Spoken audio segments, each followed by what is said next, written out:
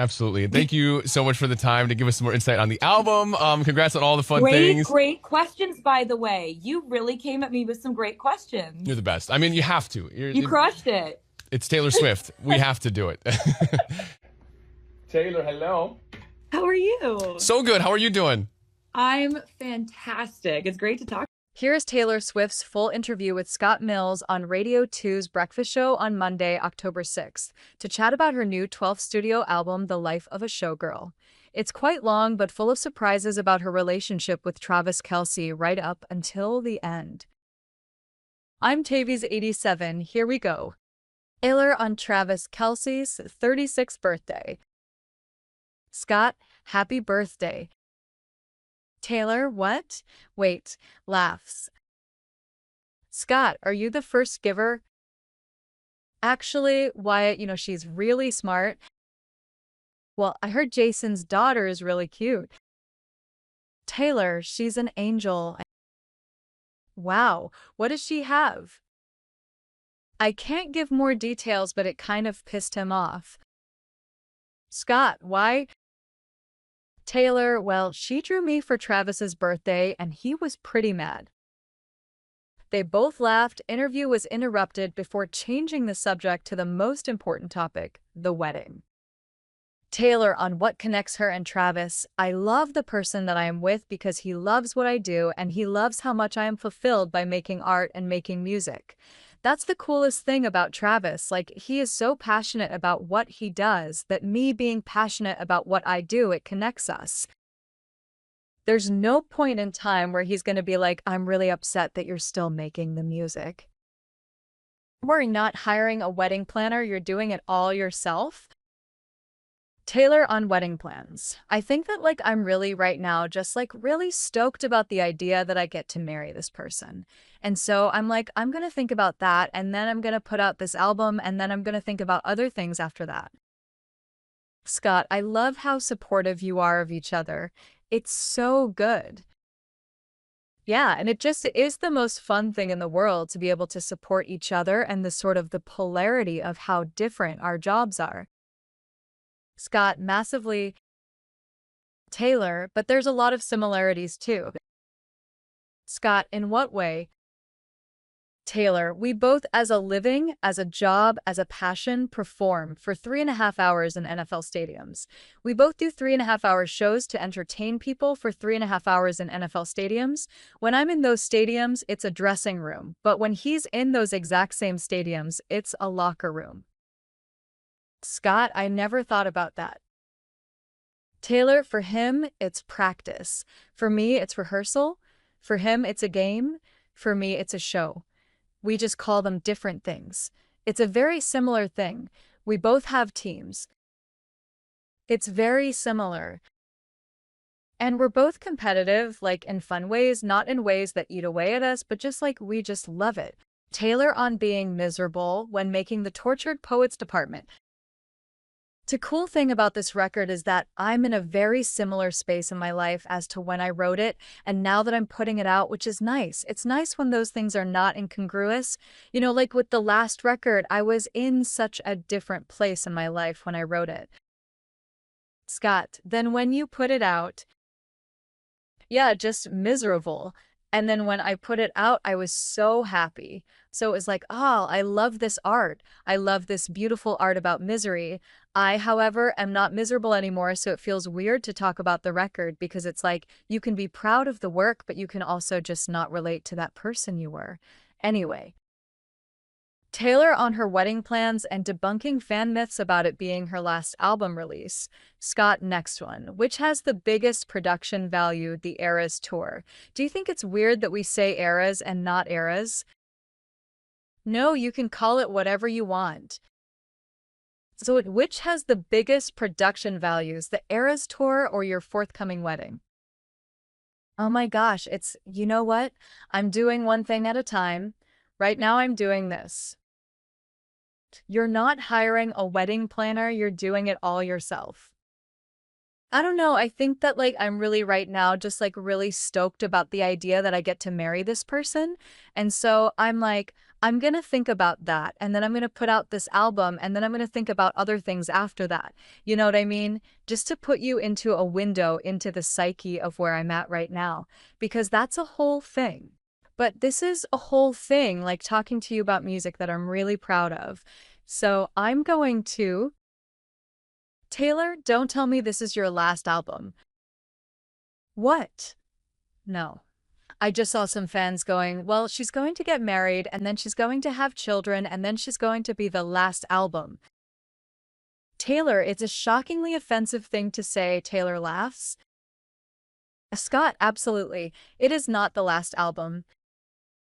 Taylor, it's not why people get married. No, exactly. So that they can quit their job. It's also like music for me is. I think the fans were just panicking. Taylor on what connects her and Travis and the similarities of their careers performing in NFL stadiums. Oh, I know, they love to panic sometimes, but it's like I love the person that I am with because he loves what I do and he loves how much I am fulfilled by making art and making music. That's the coolest thing about Travis. Like he is so passionate about what he does that me being passionate about what I do, it connects us. Scott, 100%. There's no point in time where he's going to be like, I'm really upset that you're still making the music. Scott, can you imagine? The music thing that I signed up for that I knew you love, I thought you were going to stop doing that.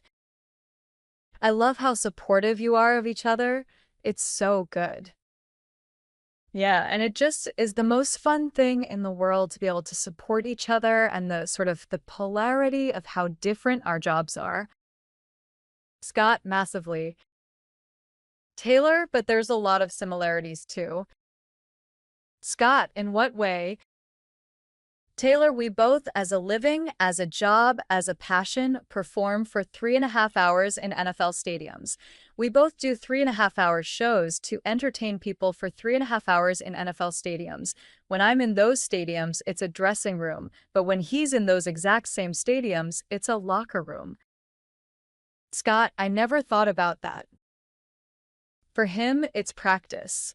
For me, it's rehearsal. For him, it's a game. For me, it's a show. We just call them different things. It's a very similar thing. We both have teams. Scott, it's very similar. And we're both competitive, like in fun ways, not in ways that eat away at us, but just like we just love it. Thank you so much for my bread.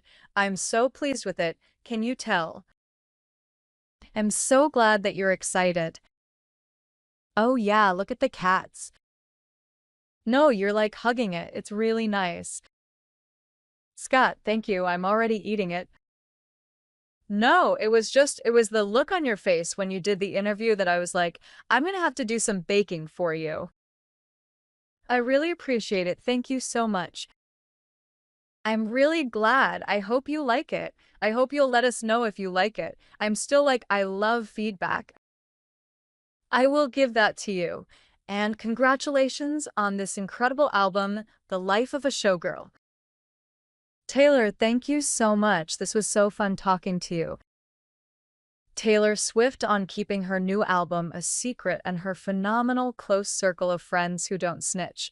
So you were doing this while you were on the tour, so you'd do a 3-hour live show, then you'd pop to Sweden and record an album. And nobody blabbed. It stayed secret. How big is the circle of trust? How do you manage to keep that secret? Taylor, my friends don't rat. They do not rat. Scott, clearly. And you can tell by the amount of stories about me that are out there that are absolutely not true because all of my friends had heard the music a year ago. They know about my life. They know what's going on. They do not snitch. It is phenomenal. I've got a really good circle of friends. It takes a while to get there. Scott, you have chosen your friends well. Well, thank you. I feel so proud about that. But yeah, my friends know everything just like anybody's friends know everything. And the thing is that they just don't. So the label knew and your friends knew? The label didn't know at all. until the record was done and we had made and we'd shot all of the art, we'd done everything, we do keep that close to the vest because, I think it's fun to surprise them, honestly. It's really fun. Yeah, I bet it is. We do a lot of things in-house, my team, so I think it's easier for them when the label can really just focus on what they have to do in terms of distribution. We have an amazing team that do that, so yeah. What's the most extreme thing you've had to do to keep something secret? Are there disguises? There must be secret code names. Oh, we do all of it, everything, all of that. And if I tell you what it is, then it's like it's easier for people to figure it out. But I just, I really want my music to be a surprise for my fans. And I really want to figure out how to do those surprises in ways that are clever and fun for them and feel like entertainment. And also, if you don't need Easter eggs, then you can disregard that, and that doesn't need to happen. You don't need to do math if you don't want to, but if you want a little extra layer of entertainment, like I like to be able to do that. And that's why we're so shrouded in secrecy. You love doing it, and the fans love it, trying to work it all out. Yeah, they found out a really fun one the other day, which is that if you line up all of the titles of the songs on the album in the center, it makes the shape of the Eras tour stage. I love it. And I was so pleased when they found that out. I was like, yes. So that was one. Taylor, yeah. Oh my God, they're everywhere. Taylor, they are everywhere. There are some weird ones that have absolutely no bearing in reality. Taylor Swift on her phenomenal Welsh fans and how she will never forget that gig in Cardiff. Lots of people in Cardiff, because it was a solo show, thought there were lots of little clues in yeah, because you wore the orange dress. Was that a clue? There were a lot of orange clues throughout. Yeah, for sure. All the Welsh people are like, okay. Taylor, they were an amazing crowd. You said it was one for the books, you see, and anything you say will just be like taken and like they're trying to work out. My God. They were phenomenal. I'll never forget what that crowd was like. Why? Why so? I don't know, they were just lit. They were absolutely Scott on a Tuesday night. They were just exactly. I never expected that. I was just like, you guys are on another level. I gotta go back. The constant writing notes is, well, we have that in common. I know that you use your notes app to write song lyrics and ideas all the time. Now, I do that for interview questions and ideas for the show. Taylor, that's awesome. Taylor Swift on why she would make a great spy. And since I found out that we were going to have this chat, I've been writing down questions at all sorts of weird times because they're like, you're going to interview Taylor Swift. I was like, okay. And my brain has been constantly on it. So some of these may be odd because some of them will be in the middle of the night, but bear with. Question from my notes app. Gloria Estefan was once asked by the CIA to become a spy. Have you ever been asked because you'd be a great spy? Think about all the secrets you have to keep. Yeah, but that's classified, unfortunately. Yeah, okay, you're good. Which part of being a spy would you be best at? Oh God, I think the entering and exiting buildings without being seen. Scott, you are good at that. Just put me in a garbage can and roll me. I don't care. Honestly, no, I can fit in like a purse. So you're not precious about how you travel? No. Look, here's the thing sometimes. I just can't deal with it. Yeah, and in those times, I won't deal with it. So yeah, I'm just digging tunnels under every building I go into. It's quite incredible. Thank you. Yeah, airlifting in through the skylight. Taylor Swift on warning friends and the Elizabeth Taylor estate about mentioning them in her music. Next note, do you need to warn people when you mention them in songs? If they're real people, yeah. Yeah, if they're real people. And like if it's like Elizabeth Taylor, we go to their family and her estate and let them know, and they were lovely about it. Did you have to put any calls in before this album? Yeah, one of my best friends from high school, my best friend from high school, but one of my best friends in my whole world, Abigail, we met when we were 14 years old, and there's a line in the song Ruin the Friendship that says, Abigail called me with the bad news. And so I had to tell her because she's been mentioned in songs before. There's a song called 15 and she's mentioned in it, but I obviously want to tell her. Yeah, because with an enormous fan base comes great responsibility. Like, did you have to tell the Black Dog Pub that they might be getting a few calls? I mean, I did not, and still nobody knows what I'm even talking about on that song.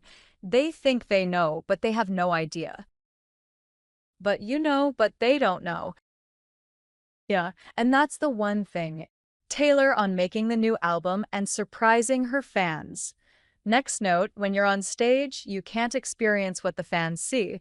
However, at your cinema screenings, you could. Would you ever sneak in and I don't know, watch the release party with them? It's a great idea. It's a great idea. Scott, master of disguise. I mean, you realize that they can see me in there too, though, right? Like they can see me in the concert. Scott, like I said, some of these are 3 a.m. No, but it's good. You're workshopping it. Yeah, I am with Taylor Swift. Scott laughs. But yeah, we're doing a release party for fans that involves the premiere of my music video, which I'm so excited about because I directed it and wrote it, and it's very big and like glitzy and it's so fun.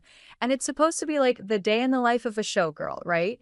Sometimes over different time periods and things like that. So they'll get to see the music video and also like behind the scenes of how we made the music video, which to me is always fun, and then explanations to them about what I wrote certain songs about. You know, with the videos, I've seen this somewhere before, so no one hears the song. Do you still just use a click track? Yeah, we use a click track. It's so wild. So you're the only person or one of the very few people that know the song. Everyone else is acting and singing and dancing to a song they don't know, and it's just gonna click, click, click. Everybody who was on the Eras tour with me, who had a part in what I was making, got to hear it. So, because I had situations where there was a situation where I had a few dancers who I wanted to be playing backing vocalists. So they had to learn the harmony part. It was pretty fun. It was so good. Taylor, but it was mostly shrouded in secrecy. Scott, you make whole videos and it's just click, click, click, and people don't know. No, but you can put little earbuds, little invisible earbuds in the people who need to hear it for the sake of the vocals. Taylor on baking sourdough bread for Zoe Kravitz, Scott Mills, and friends. Next one, how's the baking going? Oh, it's going great. I actually saw that you had Zoe on. Zoe Kravitz? And that you were talking about the bread. Yeah, and she just got delivery that day.